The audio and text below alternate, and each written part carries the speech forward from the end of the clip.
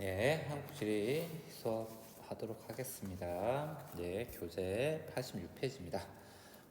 이제 도시 단원에서 마지막 내용이 되는데 도시 개발과 그리고 지역 개발 내용하도록 하겠습니다.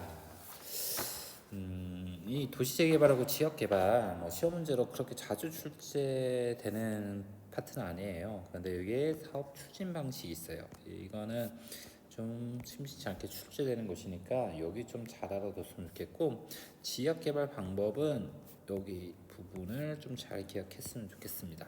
그래서 이 두 가지 부분이 가장 핵심적인 내용이니까 그 핵심적인 내용 위주로 간략하게 살펴보도록 하겠습니다. 도시 재개발은 뭐냐면 말 그대로예요. 도시를 다시 개발하는 거예요. 그래서 목적이 뭐가 되냐면 서울 같은 도시는 만들어진 지 오래됐잖아요. 건물들도 오래됐고, 건물들이 오래됐다는 것은 그 건물로 인해서 도시의 토지 공간을 효율적으로 사용 못하는 거죠. 그래서 도시 재개발을 통해서 도시 공간에 뭘 만들겠다면 효율성을 높이겠다는 거예요. 효율성을 높이자, 더 효율적으로 사용하자, 이 목적이고요. 그리고 강남 같은 음마 아파트는 지어진 지 한 40년, 30년 정도 됐죠. 그러니까 그런 낡은 아파트를 재개발해서 주거 환경을 개선하자, 이 목적으로 도시 재개발을 합니다. 그래서 도시 재개발의 유형은 크게 두 가지로 나누는데 사업 추진 방식과 개발 대상이 있습니다. 사업 추진 방식, 어떻게 도시 재개발할 건지, 첫 번째는 철거 재개발이 있습니다. 철거 재개발을 전면 재개발이라고 얘기합니다.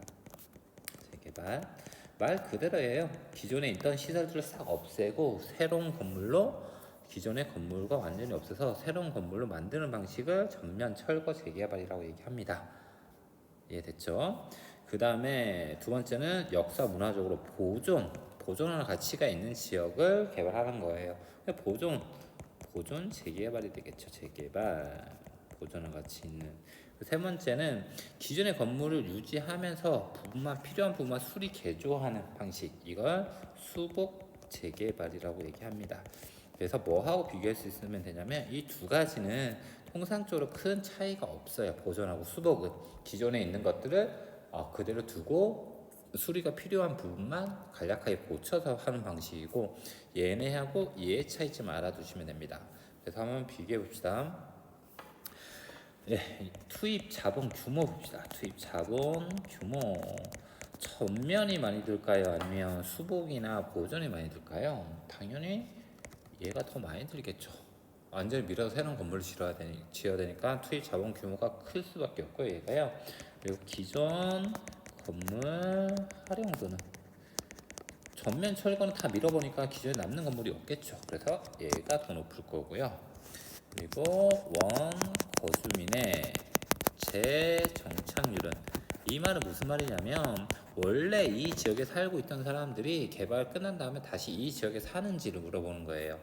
그러면 완전히 밀어서, 만약에 달동네에 살던 사람이에요. 그런데 여기를 달동네에 밀어서 아파트 단지를 만들었어요. 그럼 이건 전면 철거 재개발이 되겠죠. 그러면 달동네에 사는 사람들이 그 아파트에 입주할 수 없겠죠. 돈이 없으니까. 그런데 부분 고쳐서 수리해서 사는 사람들은 그 지역에 계속 남아있겠죠. 그래서 원거주민의 재정착률은 이쪽 부분이 더 높습니다. 그리고 개발 후 건물의 평균 층수는 얘가 더 높겠죠.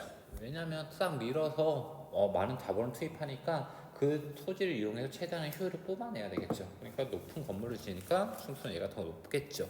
이런 거 비교하는 문제가 나오니까 이 정도만 이 도시 재개발에서는 알고 있으면 되고, 개발 대상에 따라서는 어디를 대상으로 개발할지예요. 그래서 첫 번째는 도심 개발이에요. 그래서 도심 재개발이라고 얘기합니다. 도심 재개발이 대상하고, 두 번째는 주거 지역, 그래서 주거 재개발이라고 얘기합니다. 주거 재개발, 주거지를 재개발하는 걸 주거 재개발이고, 도심 지역을 재개발하는 걸 도심 재개발이라고 얘기합니다. 산업단지나 노후 재래시장 등을 개설하는 거, 이건 산업지역 재개발입니다. 지역 재개발에 해당합니다. 이 개발 대상은 크게 신경 안 써도 됩니다. 그래서 이 부분은 모르셔도 되고, 사업 추진 방식에 따라서 전면, 보존, 수복. 보존하고 수복은 비슷한 거다. 그래서 철거하고 전면하고 비교했을 때 이런 차이점이 있다. 이 정도만 알고 있어도 충분히 이 파트에서 나오는 문제를 풀 수 있고, 우리나라 도시 계획이 있어요. 서울의 도시 계획. 그래서 1970년, 80년, 90년대 이후에 도시 계획이 있는데 이거는 여러분들이 봐두세요.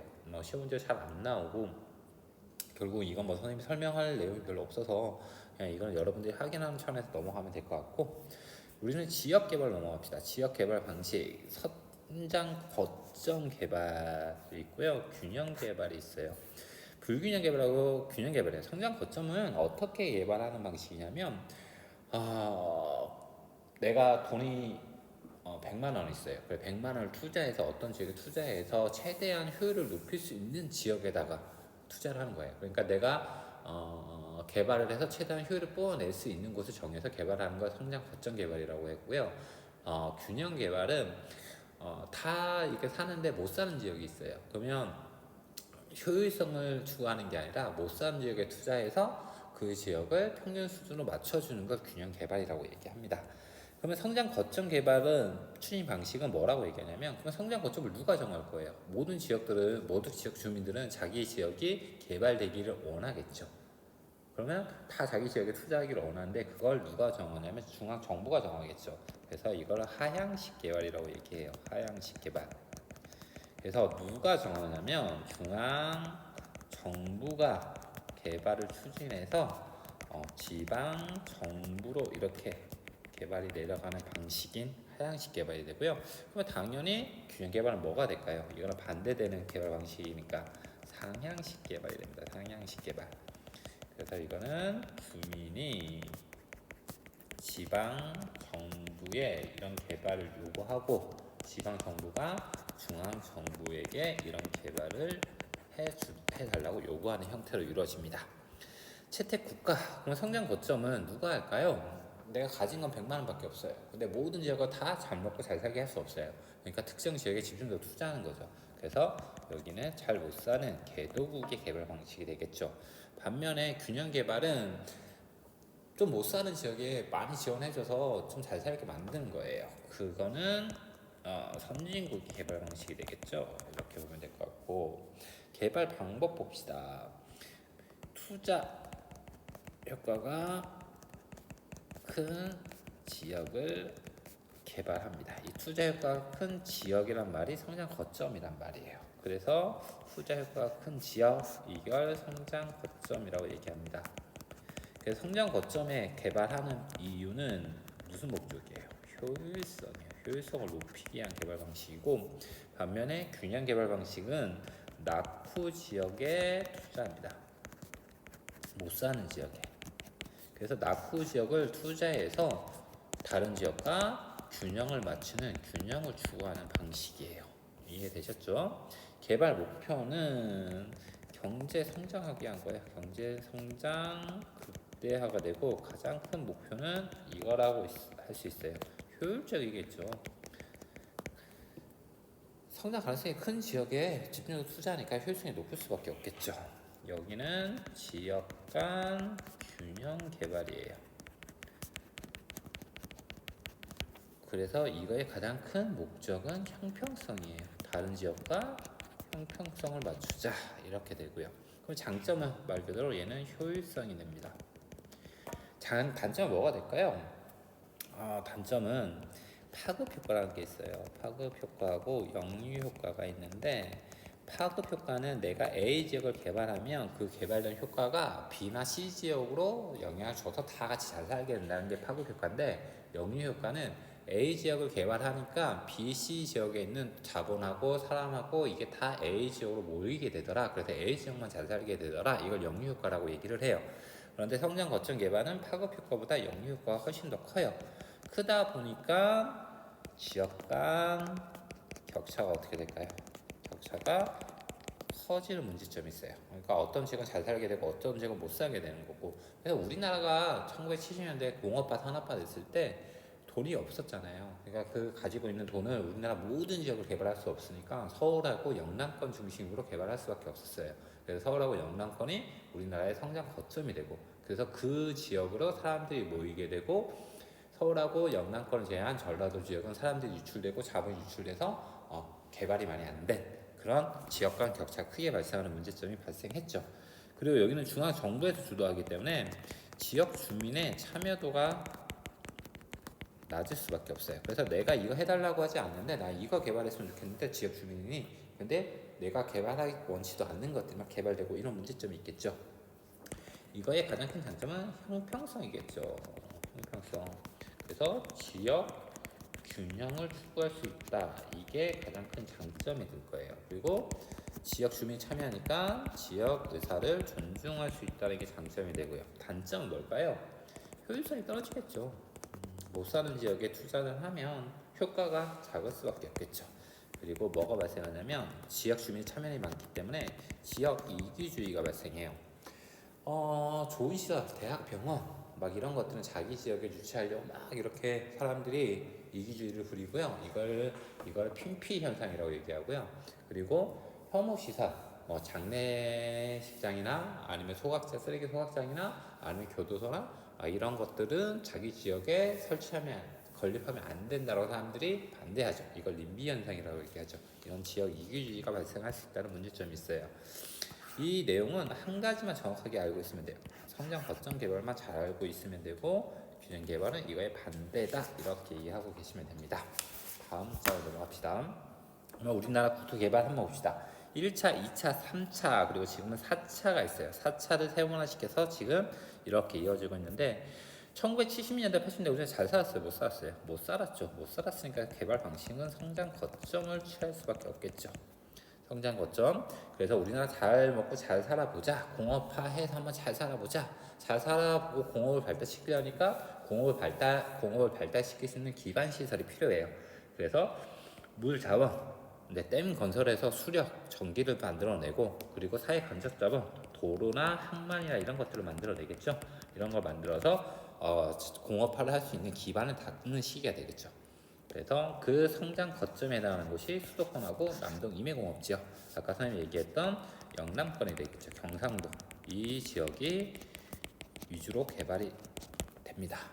근데 이렇게 하다 보니까 성장 거점에 가장 큰 문제점이 있었어요. 그 문제점이 지역 대지가 커져요. 그래서 서울하고 영남권은 막 성장하는데 충청권하고 전라권하고 그리고 강원권하고는 낙후돼요. 그러다 보니까 성장 거점을 계속 추진할 수 없었어요. 그래서 바꾼 게 뭐냐면 강역 개발이에요. 그래서 강역 개발은 처음 듣는 건데 성장 거점 플러스 균형 개발을 같이 하는 방식이에요.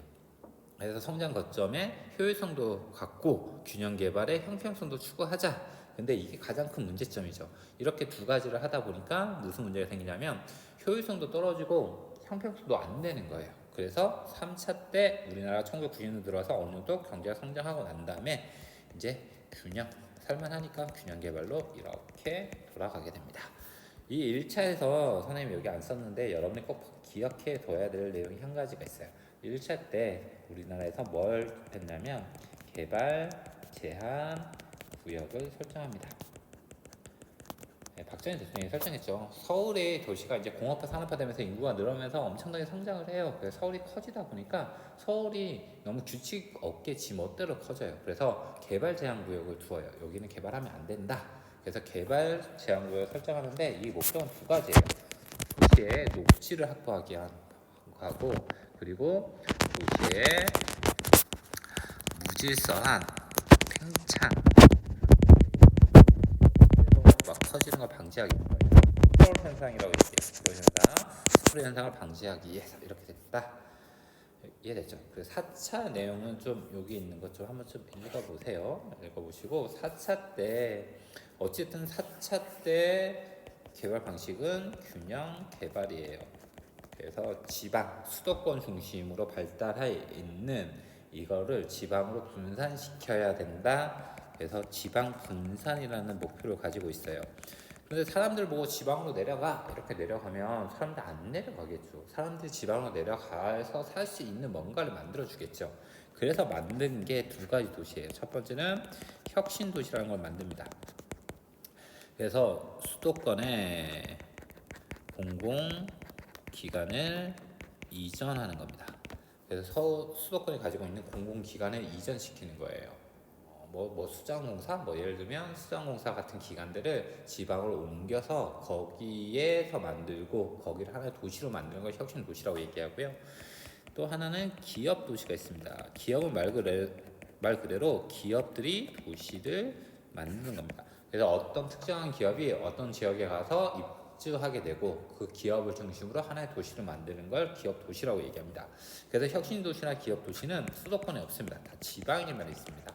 그래서 이 혁신 도시와 기업 도시들의 위치를 다음 장에서 볼 건데 이 위치나 이 내용들은 조금씩 기억해둘 필요성이 있습니다.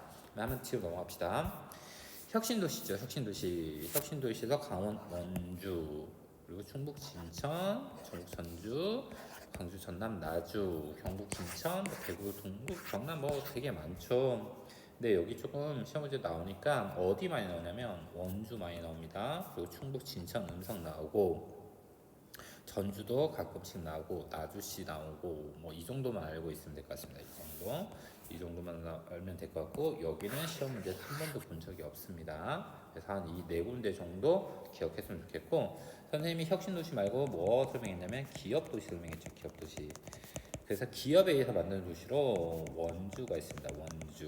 그리고 충남의 태안이 있고 영암이 있습니다. 그리고 충주도 있습니다.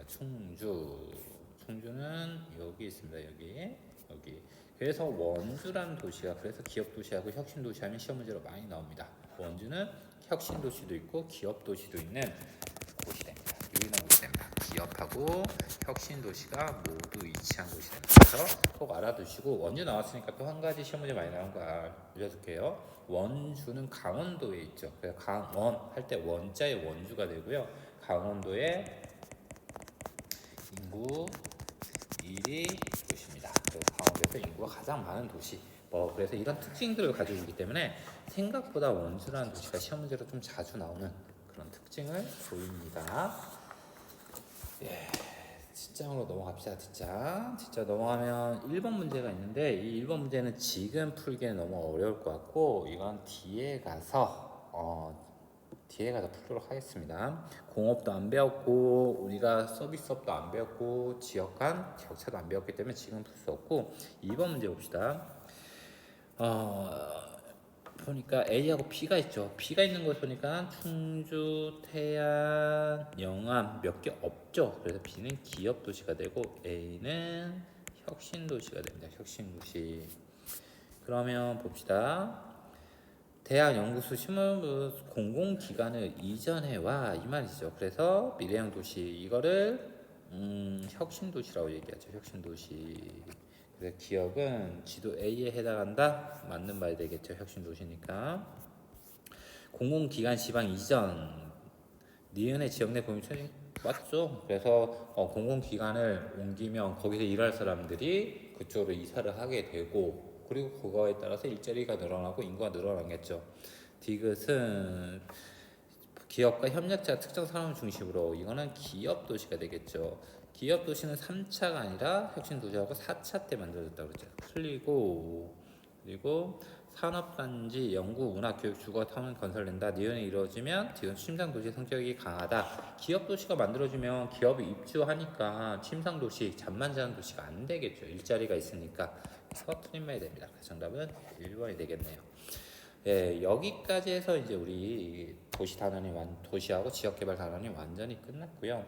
도시 단원에서는 선생님 생각하기에는 한 문제 2문제 정도 나올 것 같습니다. 도시 단원에서 그 2개 나올 가능성이 가장 높은 게 첫 번째는 도시 내부 구조, 도심, 부도심, 외곽 지역 구분해서 특징 찾아내는 문제 한 문제하고 대도시권 나올 겁니다.